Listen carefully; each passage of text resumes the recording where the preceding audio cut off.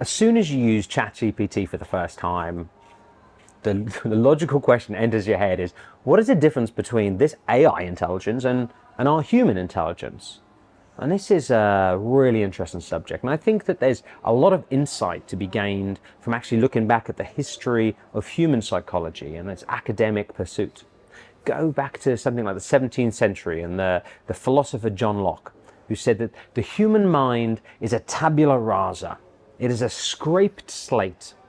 And he famously said that the scraped slate is furnished with ideas based on one thing alone, and that's experience.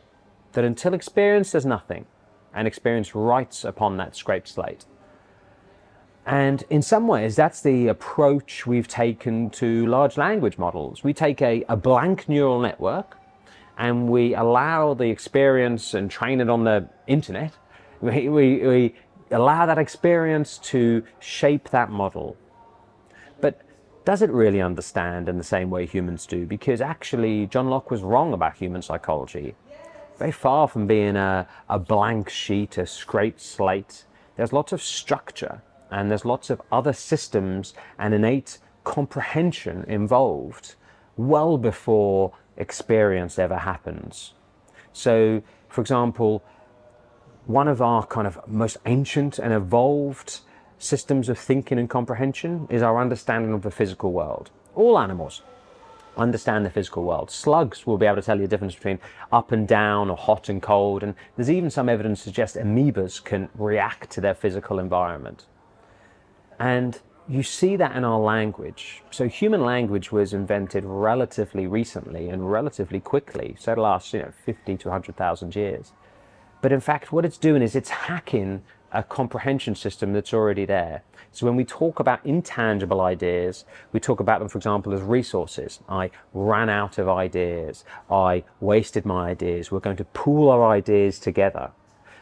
Or when we talk about emotions, we'll talk about them as having physical orientation, up or down. We'll say, I'm feeling very high, or I'm feeling very low. I'm at the peak of my health, or in fact, I've fallen ill. And this physical metaphor is replete throughout all of human languages, not just English, but all of human languages. Think about what John Locke used as a metaphor to describe his human psychology, his abstract ideas. He said, the mind is a scraped slate, a physical object. And he said it is furnished with ideas from experience. It's that use of physical metaphor that illustrates the way humans comprehend in a way that maybe AI doesn't. So the famous Turing test, where you try and kid a participant to say that they're speaking to a human when in fact they're speaking to an AI.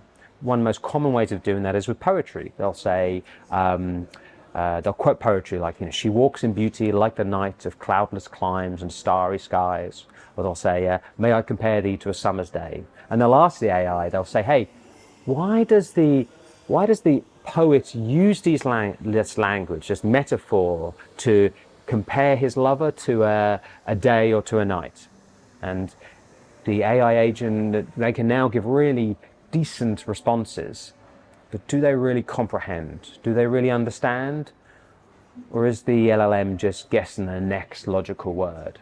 I would argue probably they don't understand and they don't comprehend, they just mimic, because all they are is a tabula rasa, a scraped slate.